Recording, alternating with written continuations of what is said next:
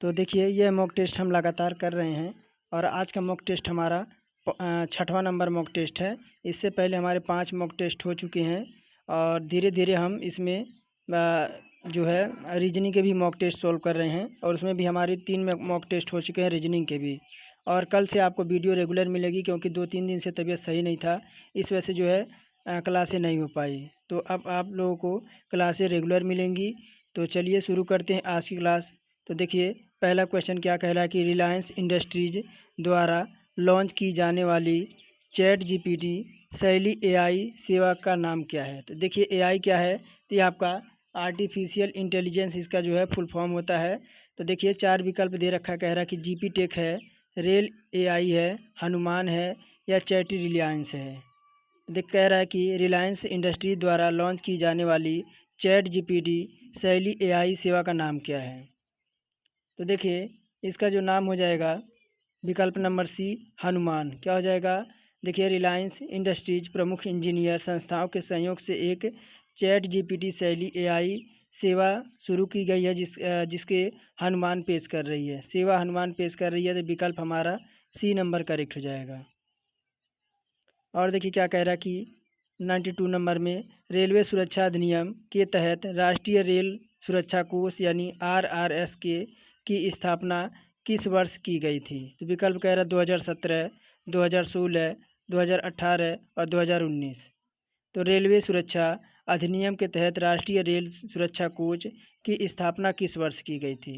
तो देखिए इसकी स्थापना जो की गई थी वर्ष 2017 में। कब, तो राष्ट्रीय रेल संरक्षण कोष रेलवे सुरक्षा में सुधार के लिए भारत सरकार द्वारा स्थापित एक कोष है।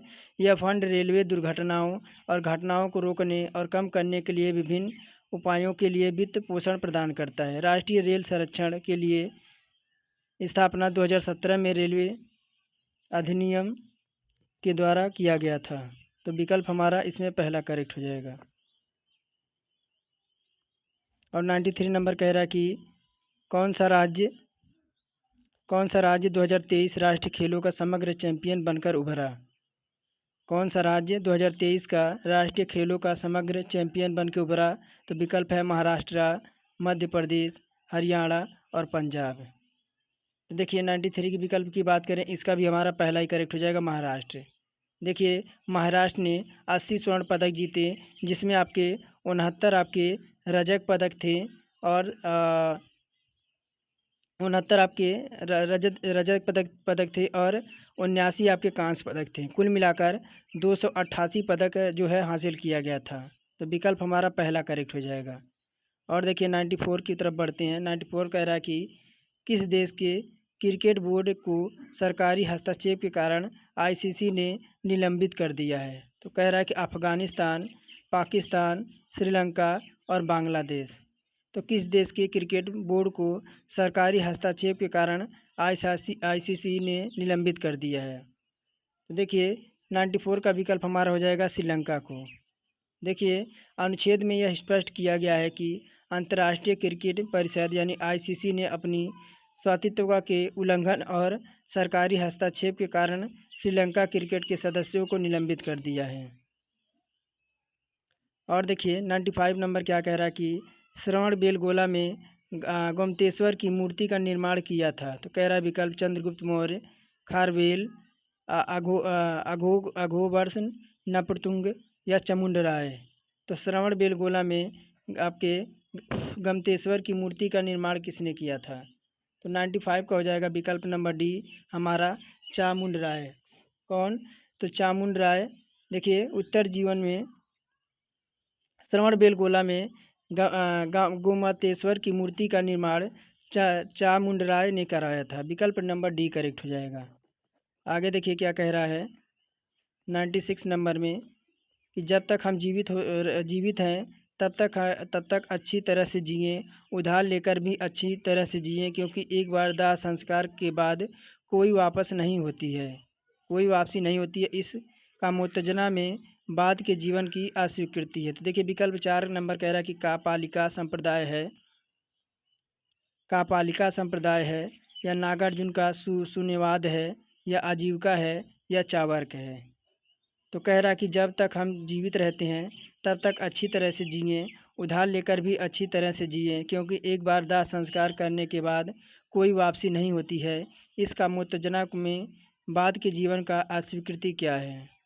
तो देखिए 96 का हो जाएगा विकल्प नंबर डी, चावर्क। उत्तर जीवन की अस्वीकृति चावर्क का सूत्र है। चावर्क के अनुसार कोई दूसरा दुनिया नहीं है, जीवन में आनंद ही परम वस्तु है और मृत्यु मनुष्य का अंतिम अंत है। तो विकल्प हमारा डी करेक्ट हो जाएगा। कह रहा भारत में नीली क्रांति के जनक के रूप में किसे जाना जाता है? तो देखिए आप सब जानते हैं कि भारत में जो है नीली क्रांति के रूप में जनक किसे जाना जाता है। तो ये आपके हैं हरिलाल चौधरी। कौन है? तो हरिलाल चौधरी को भारत में नीली क्रांति के जनक के रूप में जाना जाता है। 98 देखिए क्या कह रहा है कि नाबार्ड किससे संबंधित है? नाबार्ड किससे संबंधित है? तो ग्रामीण विकास, शहरी विकास, औद्योगिक विकास या रेलवे का विकास। तो देखिए नाबार्ड का अर्थ क्या होता है? तो राष्ट्रीय कृषि और ग्रामीण विकास। क्या होता है?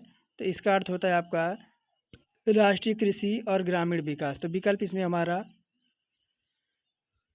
पहला करेक्ट हो जाएगा। देखिए यह अभी आरबीआई का पूर्ण सहायक कंपनी नहीं है, क्योंकि आरबीआई ने अपने हिस्सेदारी का आपके 99% जीओआई का बेच दिया है। इसका मुख्यालय भारत के मुंबई में है।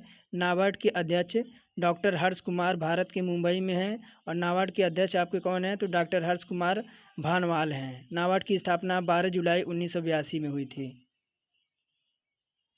और देखिए क्या कह रहा है कि निम्नलिखित में कौन सा कथन सही नहीं है? थोड़ा सा मैं छोटा कर दूं।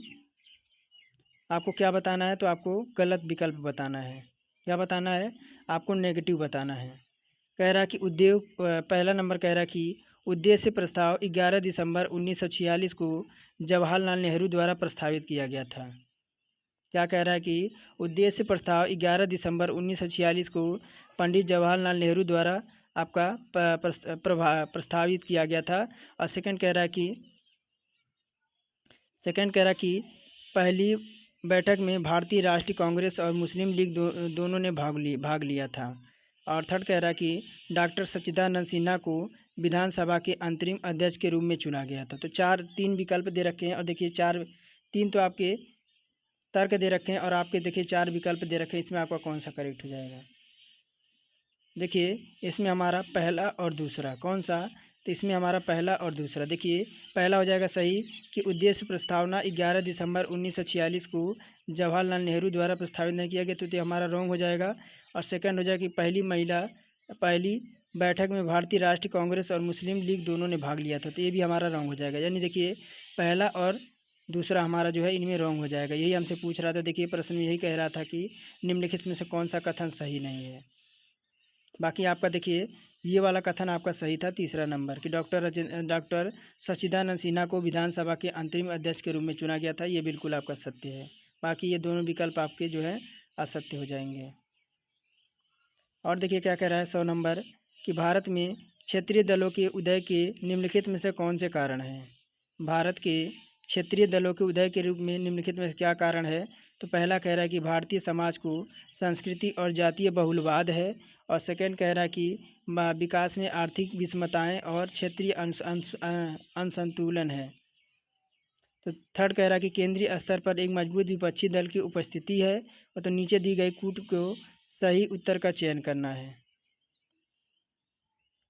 देखिए 4 विकल्प दे रखे हैं। तो देखिए 100 का हमारा हो जाएगा विकल्प नंबर ए।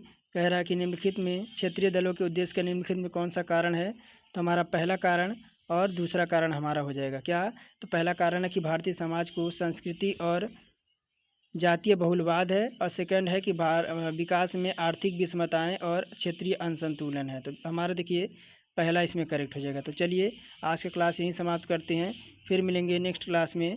तब तक के लिए धन्यवाद। आप सभी का दिन शुभ हो। देखिए एनटीपीसी की वैकेंसी आई है और देखिए उसका भी क्लास मैं आपको लेके आऊँगा, क्योंकि तबीयत अभी जैसे जैसे सुधार हो रही है वैसे वैसे क्लासें बढ़ेंगी आपकी। और आप ये मानिए कि 2-3 दिन में आपकी एनटीपीसी की संपूर्ण तैयारी कराई जाएगी। जैसे आपकी एलपी की टेस्ट सीरीज चलती है वैसे ही आपको जो है एनटीपीसी की टेस्ट सीरीज चलेगी। तो चलिए आप सभी का